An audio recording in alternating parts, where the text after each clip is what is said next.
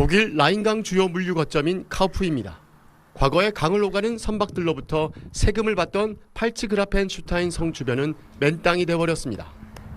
카우프 수위 측정소 수치가 16cm로 떨어졌는데 이번 주말엔 사상 최초로 한 자릿수로 내려갈 전망입니다.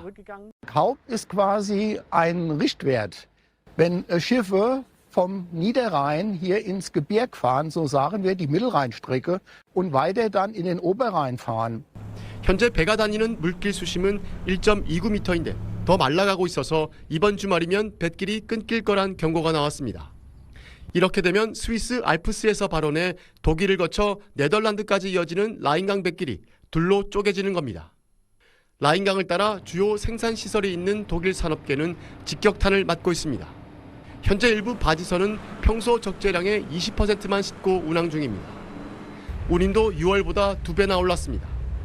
보통 배 한 대에 트럭 60대 분량이 실리는데 도로나 철도망 부족 등으로 육상을 통한 운송에는 한계가 있습니다. 이 때문에 불가항력 선언을 하는 기업까지 나왔습니다. 불가항력 선언은 자연재해 등으로 계약 의무를 이행하지 못할 때 책임을 면하기 위해 알리는 조치인데 화학기업 코베스트로는 라인강 수위 저하로 원자재 공급과 생산, 제품 배송까지 차질이 발생해 일부 제품 납품이 어렵게 됐다고 고객사에 통보했습니다. 티센그루프와 바스프 등 독일의 대표적 제조업체들로 생산 차질은 확산하고 있습니다. Samstag liegt bei 9 Zentimetern. Das ist für uns natürlich absolut katastrophal.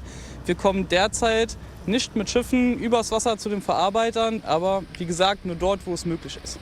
독일 기상당국은 라인강 저수위 문제가 오는 10월에나 해결될 것으로 보고 있습니다. 독일뿐만 아니라 유럽 전역의 폭염과 가뭄 피해가 커지면서 유럽연합의 전체 피해액이 295조 원에 달할 거란 전망도 나오고 있습니다. 파리에서 SBS 권영인입니다. 말라버린 강바닥에서 정체불명의 대형 뼈들이 모습을 드러냈습니다. 메머드 추정 유골이 발견된 곳은 불가리아의 다뉴브강. 전문가들은 마지막 빙하기를 대표했던 털 메머드의 어린 개체일 가능성이 높은 것으로 보고 있습니다. Долна челюст, няколко фрагмента от ребра, бивни, разбира се, лопатка и други фрагменти от части. 뜻밖의 발견은 장기간 이어진 폭염과 가뭄이 불러온 결과였습니다. 다뉴브강은 독일에서 흑해까지 흐르며 유럽 10개국을 관통합니다. 최근 헝가리 부다페스트에서 측정한 수위는 23cm로 역대 최저였습니다.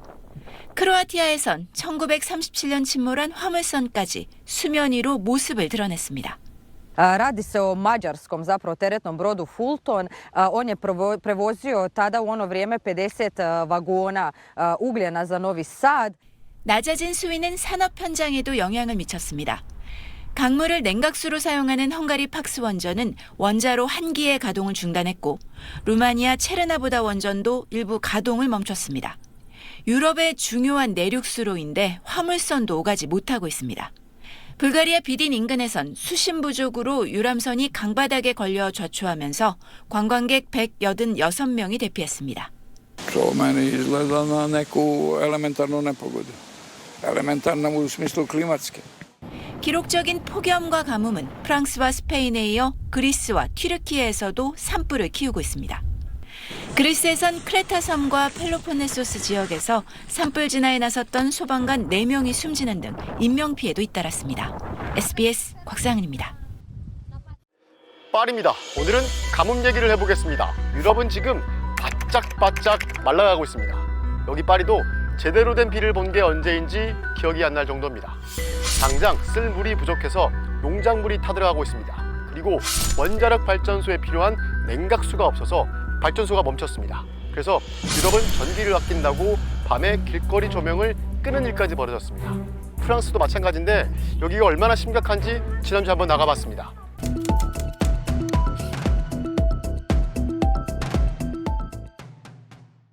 지금 보시는 건 프랑스 중부에 있는 옥수수 밭입니다. 여긴 밀농사가 끝나고 지금 옥수수 농사가 한창입니다. 그런데 밭이 쩍쩍 갈라져 있습니다. 이 손가락 2마디가 쑥쑥 들어갈 정도였습니다. 옥수수 알맹이가 제대로 맺힐 리가 없습니다. 달린 것도 몇 개 없는데 그것도 대부분 말라 있었습니다. 프랑스는 올해 옥수수 수확량이 사상 최저치가 될 것이라고 전망하고 있습니다. 소를 키우는 농민도 만났습니다. 여기도 심각했습니다. 지금 보시는 저 밭은 원래 소가 먹는 풀밭이었습니다. 방목하던 초원인데 가뭄 때문에 풀이 완전히 사라졌습니다. 이 농민은 다 타버렸다고 표현을 했는데 아예 먹을거리가 하나도 남아있지 않다고 했습니다. 그래서 어쩔 수 없이 사료를 먹이고 있다고 했습니다. 그런데 문제는 그게 겨울용 사료라는 겁니다. 겨울에 춥고 풀이 없어서 실내에서 사료를 먹이는데 그걸 지금 미리 당겨서 먹이고 있다고 했습니다. 그것도 이제 바닥을 드러내고 있는데 이 가뭄이 계속된다면 최후의 수단으로 소 축사 바닥재로 쓰려고 비축해둔 짚을 쓸 수밖에 없다고 했습니다. 소 침대, 소 이불로 마련해 둔 걸 먹이로 쓴다는 겁니다.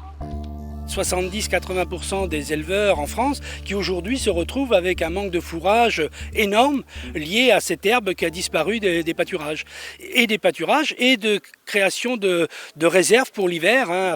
그나마 이 농가는 준비를 잘 해둔 편이라 사료로 버티고 있는 상황입니다. 하지만 프랑스에선 70-80%의 축사가 사료 부족에 시달리고 있는 상황입니다. 모든 게 물이 부족해서입니다. 그래서 루아르란 강을 가봤습니다. 루아르 강은 프랑스에서 길이가 가장 긴 강입니다. 여긴 다른 유럽 강처럼 이 뚝을 쌓아서 운하로 쓰지 않고 댐이 없는 자연 하천입니다. 그래서 가뭄의 영향이 바로바로 나타납니다. 아직 물이 흐르고는 있었지만 수량이 한 달 만에 절반으로 줄었습니다. 그래서 여기저기 바닥이 드러난 상태였고요. 강을 오가던 유람선도 멈춰버린 상태였습니다. 유람선을 운영하는 사장도 만났습니다. 그랬더니 원래 8월엔 수량이 줄어서 유람선 운영이 어렵긴 한데 올해는 한 달 가까이 먼저 멈춰버렸다고 합니다. 그만큼 가뭄이 빨리 심하게 찾아온 겁니다.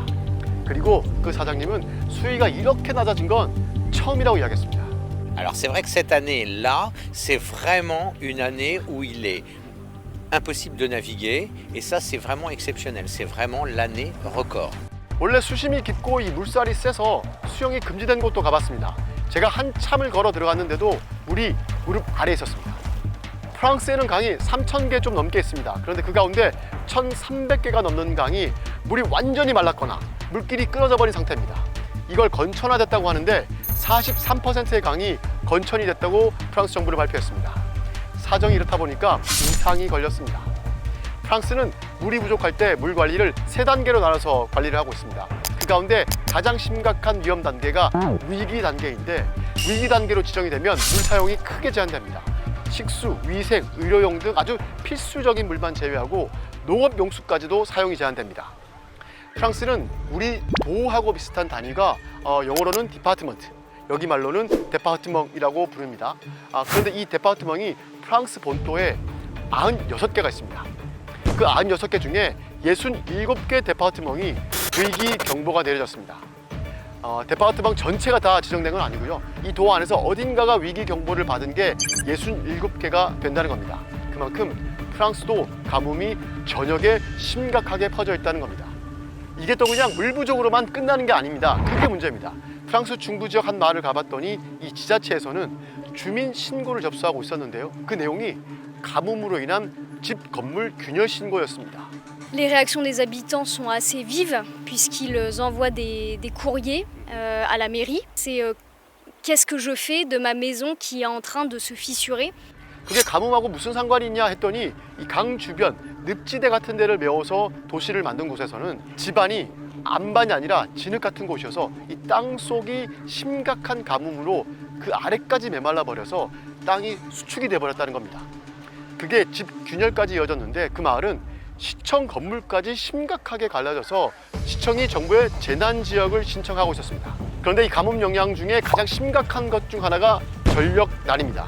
특히 원자력 발전이 문제인데 유럽의 많은 국가들이 원전 냉각수로 강물을 사용하고 있습니다.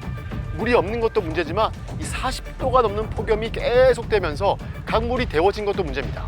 냉각수 자체도 없지만 그나마 있는 물까지도 냉각 기능이 없다는 겁니다. 결국 프랑스는 원전 2곳을 가동 중단했습니다. 출력을 낮춘 것도 꽤 있습니다. 지금 원전에서 이 생산을 줄인 전력량이 사상 최대치를 기록하고 있습니다. 그것도 점점 더 늘어날 가능성이 큽니다. 그래도 프랑스는 원전이 20곳에 60개 가까이 있어서 아직 버티고 있습니다. 그런데 다뉴브 강물을 쓰고 있는 동유럽 국가들은 훨씬 더 심각합니다. 헝가리는 나라 내 원전 4기가 있는데요. 국가 전력 생산량의 절반을 넘게 차지합니다. 그 원전 4개 중에 3개는 이미 중단됐습니다. 나머지 1개는 겨우겨우 출력을 낮춰서 유지를 하고 있습니다. 이웃한 루마니아는 더 심각합니다. 원전 2기 중에 1기는 완전히 셧다운, 나머지 1기는 셧다운 직전입니다. 얼마나 급했으면 이 원전으로 가는 물이 부족해서 원전 가는 물길을 터준다고 수중 폭파까지 했습니다. 이 물속에 있는 안반이 평소에는 문제가 없었는데 수량이 확 줄어들으니까 그 안반이 이 댐처럼 물길을 막고 있더라는 겁니다.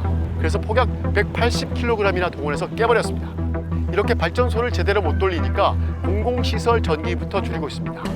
그래서 헝가리 수도 부다페스트의 상징과 같은 야경이 사라졌습니다.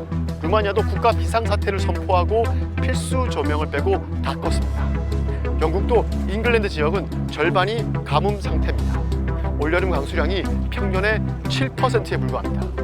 당장 전력 제한 조치는 없지만 영국은 네덜란드 등으로 보내던 전력 수출을 중단했습니다.